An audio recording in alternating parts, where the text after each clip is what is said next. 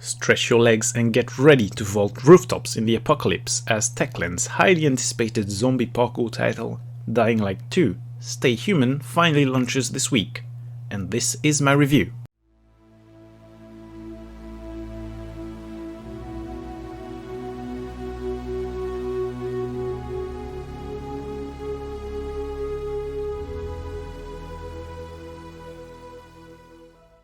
It feels like ages since the first Dying Light was released in 2015, and the COVID-19 pandemic didn't do any favors to my perception of time anyway. But in the sequel to Techland's breakout title, it has indeed been ages since the events in Haran took place, over 20 years in fact.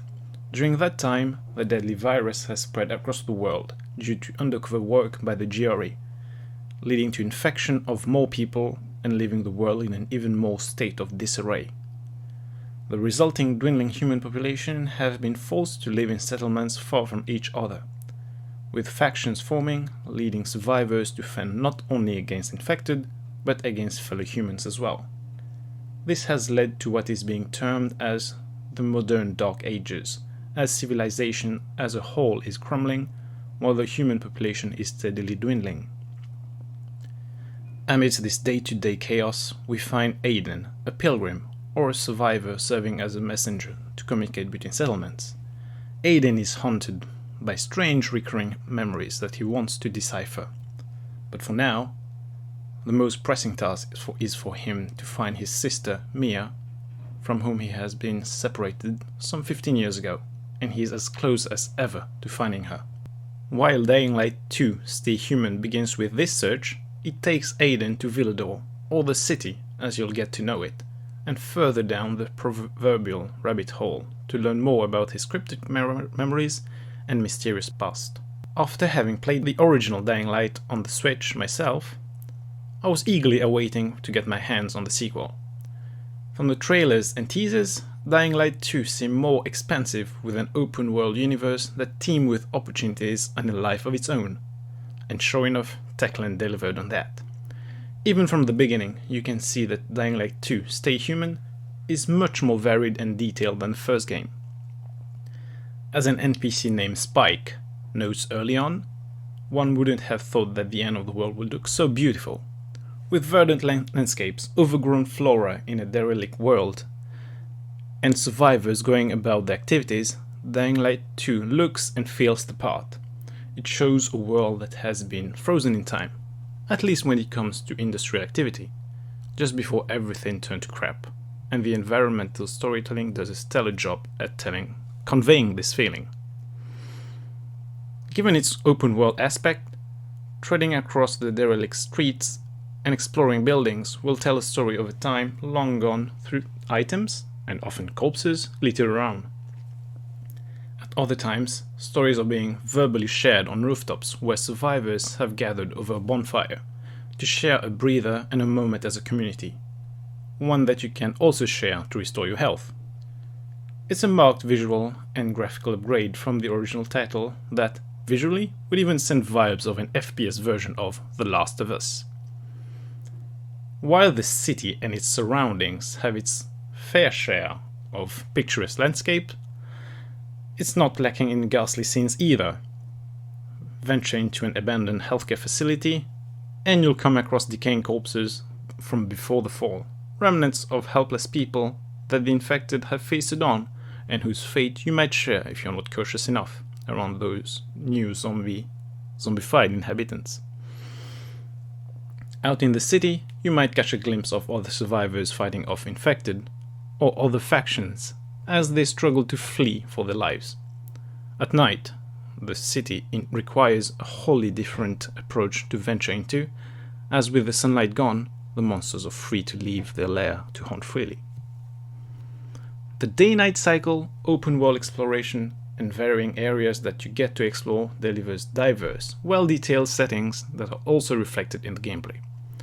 At one point I found myself vaulting from rooftop to rooftop with an adrenaline rush, and shortly after I was crawling under desks to sneak past infected.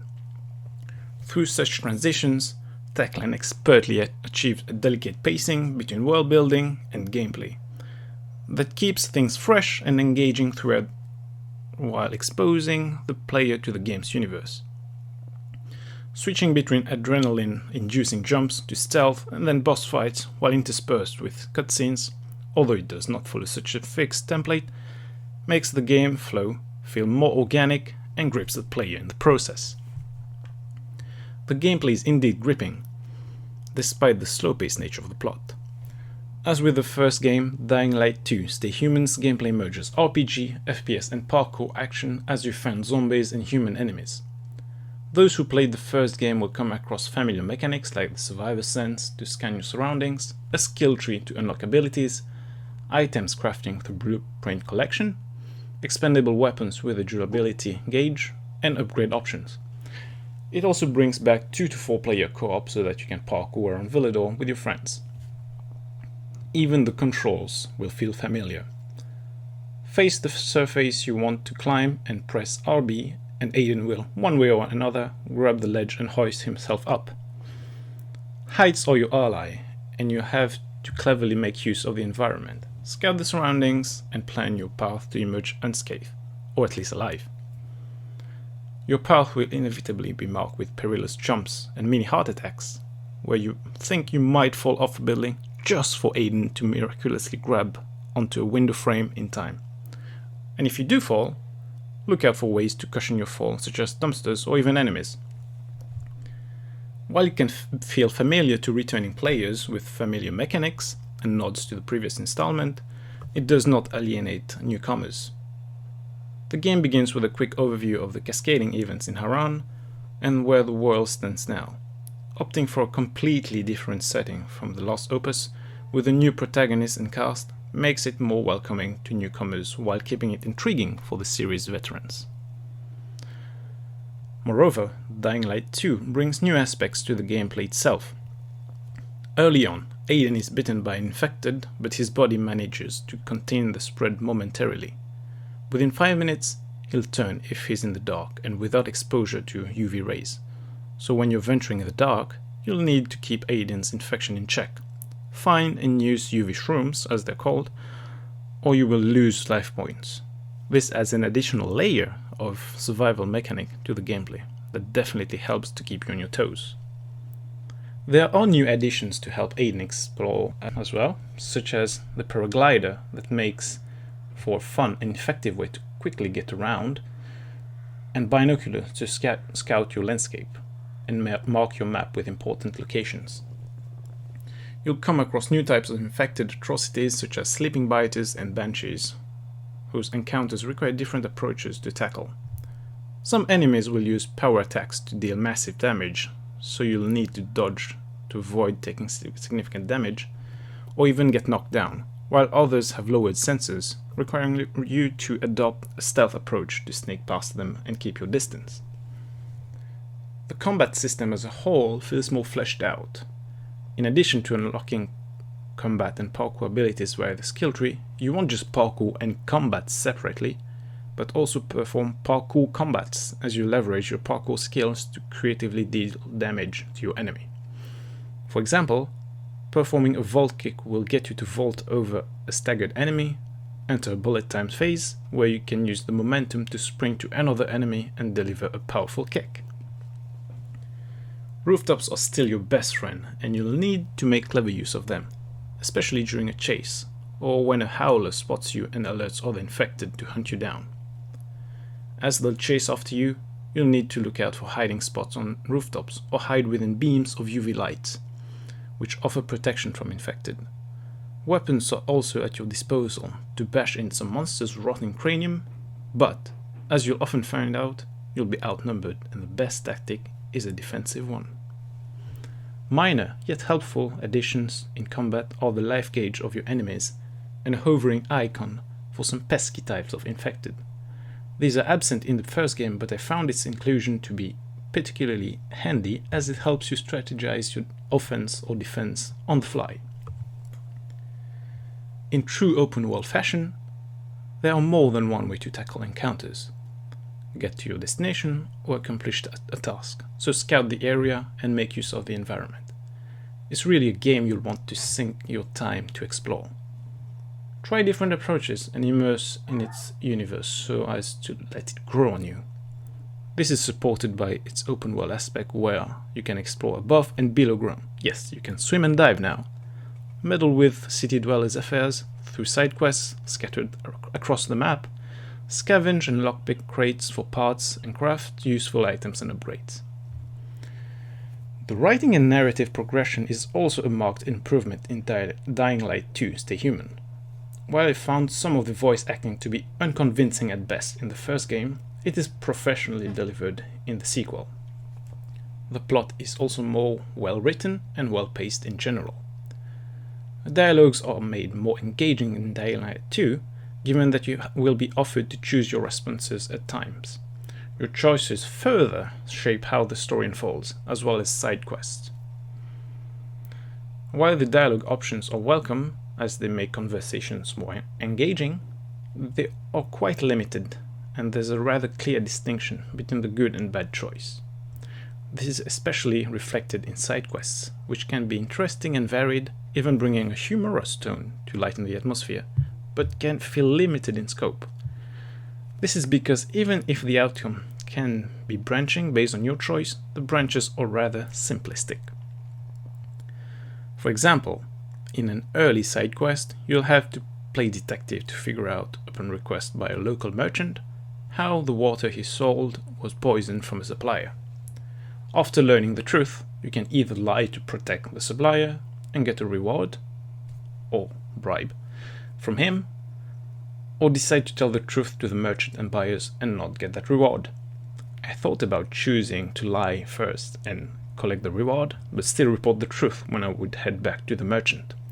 However, this was not a possibility, as my report was locked on the decision to lie, leading to the merchant rather than the supplier to be incriminated. This might appear nitpicky, and it very well is, but it feels like a missed opportunity to make choices that really matter and give the impression that players are really in control of the outcome. It could be an avenue for Techland to look into and expand the branching narrative aspect of its games in the future. Moreover, while NPCs bring life to the city as they go about, or sometimes complain about the activities, converse with other NPCs, and independently fight infected, or yourself, it quickly becomes apparent that that's only for the show, as most will spit out the same monologues, except those who offer you side quests. This is also not such a big deal, but a noticeable aspect that somewhat downplays the illusion of immersion. Another aspect of the presentation that struck me as odd had to do with some of the animations. One of those that were apparent to me early on were Aiden's hand making a brief apparition as he runs. It can be distracting, borderline comical even, but you'll eventually get used to it. Another recurring animation that feels peculiar is when Aiden searches corpses or the environment for items. His hands appear to just feel around, like a mime, not really looking natural. Also feeling a bit off during my gameplay were the conspicuous transition to cutscenes. The lighting and general warmth of the scene would be noticeably different, bearing a more gritty look with less contrast in the cinematic sequence. However, that might be because I'm playing on a relatively inferior system, the Aya Neo 2021 Pro, at low graphical settings, and the difference might not be so noticeable on better performing systems. This is not game-breaking by any means, but just very noticeable, and it's something to bear in mind, as you might come across it too. That said, even playing the game on the Aya Neo 2021 Pro, which is not a particularly beefy rig, was a blast.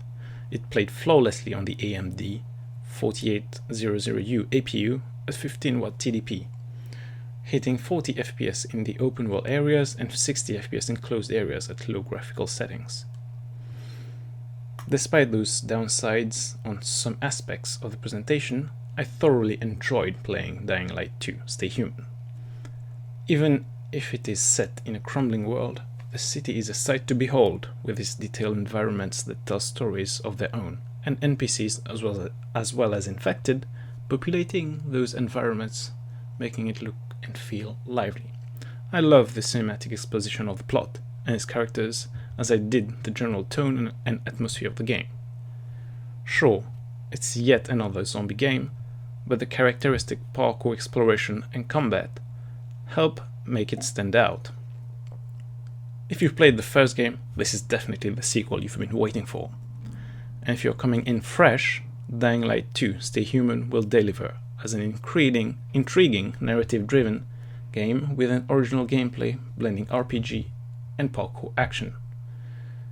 Dying Light 2 Stay Human's universe, the plot spacing, and the gameplay all condensed to deliver a fun and memorable experience. It really shows that Techland has matured as a developer that can deliver a compelling AAA experience. And with 5 years of post-launch content guaranteed, it'd be easy to sink in even more hours parkouring the apocalypse. And that's it for my review of Dying Light 2 Stay Human. You can also find a written version of it on GB Attempt, linked in the description of this podcast episode. Thanks for tuning in.